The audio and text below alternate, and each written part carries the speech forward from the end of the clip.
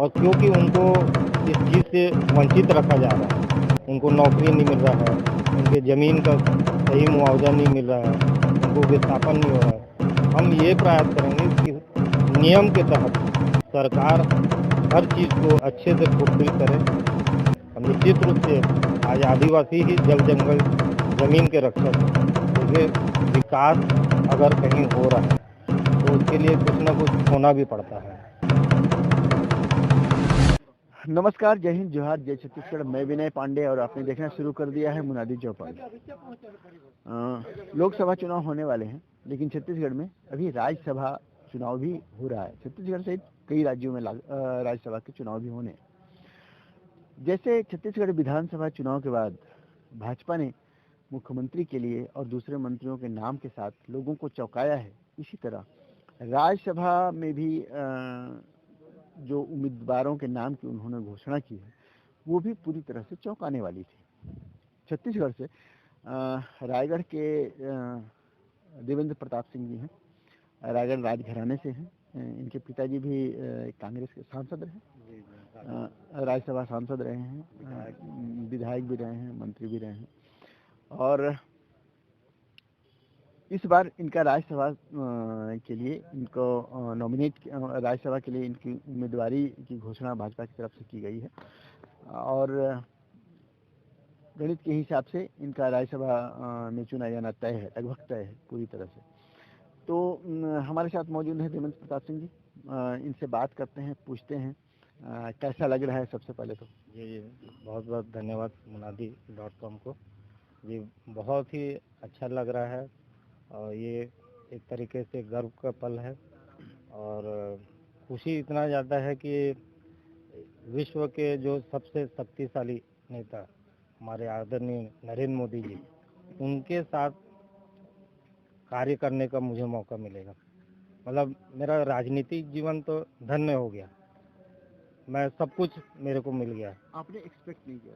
जी, उम्मीद कम थी, बाकी मेहनत हम 2003 से कर रहे थे और शुरुआत हमने संघ से जुड़ के, संघ के कार्यों से प्रभावित होके एक संस्कार मिला संघ से और जिला संचालक के बतौर कार्य संभाले पहले, फिर उसके बाद वनवासी कल्याण आश्रम का भी कार्य देखे।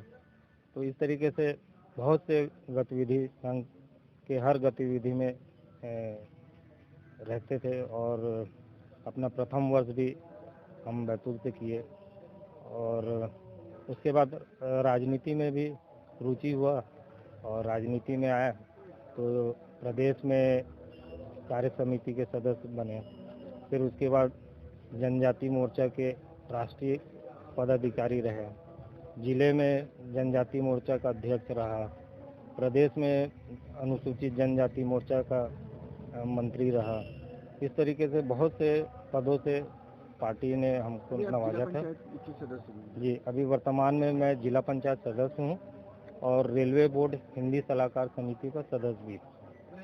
आपको पता कैसे चला कि भरोसा हो रहा था? जी, ये तो पूरा न्यूज़ के माध्यम से ही चौंकाने वाला समाचार मिला और कल्पना नहीं हो रहा था कि मुझे राज्यसभा भेज दिया बोलते। आपके राज्यसभा उम्मीदवार बनाए जाने से मतलब पार्टी के हिसाब से अगर हम देखें तो एक लगता है कि एक समाज को साधने की कोशिश है। निश्चित रूप से देखिए, हम लोग गौड़ समाज से आते हैं और अभी कुछ ऐसा स्थिति उत्पन्न हुआ है कि हमारे जो समाज को दिशाहीन, गुमराह करने का प्रयास किया जाता है। तो ये हमारा कर्तव्य है और समाज में हमारा बहुत सम्मान करते हैं हमारे बिरादरी के लोग, तो हम उनको सही मार्गदर्शन, सही दिशा दिखाएंगे। माना जाता है कि आपकी जो समाज है, गौंड आदिवासी समाज है, ये समाज कांग्रेस के प्रति बहुत ज़्यादा झुकाव रखता है, क्या इसीलिए आपको दिया गया है? नहीं, ऐसा नहीं है। गौड़ समाज के लोग, बहुत लोग बीजेपी में भी हैं और अब उनको सही दिशा रास्ता दिखाना सिर्फ गौड़ समाज ही नहीं, अन्य समाज के भी और भी समाज के लोग हैं, कभी कभी उनको मिसगाइड कर दिया जाता है। तो उनको हम हमारे से जितना हो सकेगा उनको हम रास्ते में लाने का प्रयास करेंगे। आप सीधी जिला पंचायत से सीधा सांसद बनने जा रहे हैं। जी जी जी। ये सांसद बनने के बाद क्या प्राथमिकता होगी आपकी? जी जी, देखिए रायगढ़ जिला संगीत और साहित्य के नाम से जाना जाता है। महाराजा चक्रधर सिंह जी का बहुत बड़ा योगदान रहा। उन्होंने अपने जीवन काल में पूरा जीवन समर्पित कर दिया साहित्य और संगीत के लिए। उनके समय में उन्होंने ये देखा कि जो हमारा जो संस्कृति है, साहित्य है, वो मूल स्वरूप को होता जा रहा है। तो उन्होंने साहित्य और संगीत के मूल स्वरूप को बचाने का कार्य किया और उस दिशा में हम लोग भी चाह रहे हैं कि चक्रधर समारोह उनके नाम से होता है यहाँ, तो समारोह और भव्य हो और राज्य सरकार उनके नाम से पुरस्कार भी घोषित किए हैं। तो ये सब और अच्छे से हो और ये संरक्षित रहे, यही हमारी भावना है।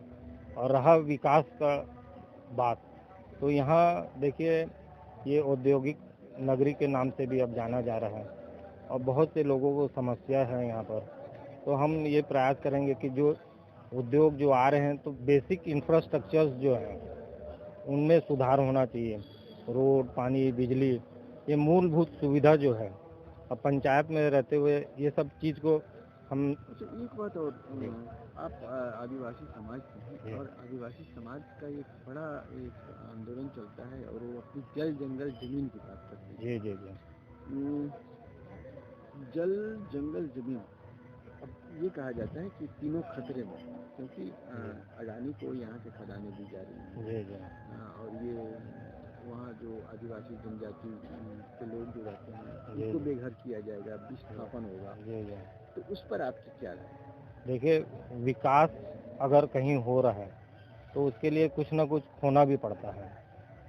उसी चीज़ को मैं ये बोल रहा हूँ कि अगर विकास हो रहा है तो जो आदिवासियों को जो उनका जो ज़मीन का जो सही मुआवजा मिलेगा, सही मुआवजा मिले उनको, उनका विस्थापन सही हो, तो कभी भी इस प्रकार से उनको भी किसी प्रकार से आपत्ति नहीं होना चाहिए।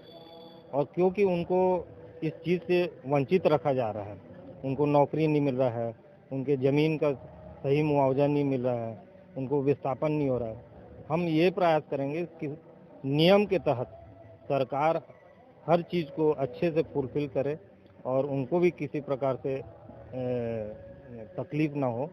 निश्चित रूप से आज आदिवासी ही जल जंगल जमीन के रक्षक हैं और जमीन के महत्व और जंगल के महत्व को वही लोग समझते हैं। क्या आप उन आदिवासियों की आवाज़ सदन में बन पाएंगे जो यहाँ पे संघर्ष कर रहे हैं? बिल्कुल, हमेशा मैं उनके साथ खड़ा रहा। जब भी हमारे यहाँ कोयला सत्याग्रह हुआ, ये जो भी हुआ, मैं उनके पक्ष में ही रहता हूँ। मैं भी पर्यावरण प्रेमी हूँ।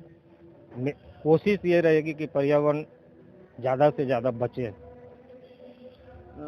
मतलब ये जो बड़ी खदानें हैं, खासकर आपके क्षेत्र में ही खदानें ज़्यादा खुली हैं। आप ललितगढ़ से कई बार प्रतिनिधित्व भी अभी करते हैं ललितगढ़ से, तो वहाँ पे इस तरह की चीज़ें हैं, खदानें हैं, आदिवासियों का विस्थापन है, और ये जल जंगल जमीन का जो पूरी लड़ाई है वहाँ केंद्र बिंदु। जी बिल्कुल। ऐसे में आपसे क्या अपेक्षा की जाए? बिल्कुल, उनके साथ हम खड़े हैं और जो आपको मैं पहले भी बता चुका, उनके जो अधिकार हैं उनको हमको दिलाना है और साथ ही साथ कुछ ऐसे भी प्रोजेक्ट्स आना चाहिए जो एनवायरनमेंट फ्रेंडली प्रोजेक्ट्स हों, जैसे टूरिज़्म वगैरह है। हमारे लैलूंगा क्षेत्र में टूरिज़्म का बहुत स्कोप है।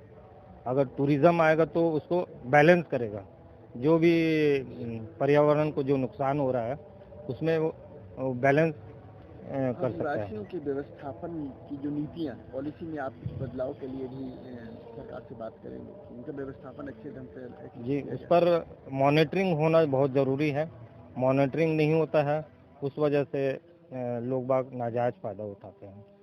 देवेंद्र प्रताप जी, बहुत बहुत एक आपको बधाई हो और बहुत धन्यवाद, आपने हमें समय दिया। जी बहुत टाइम दिया। धन्यवाद आपको।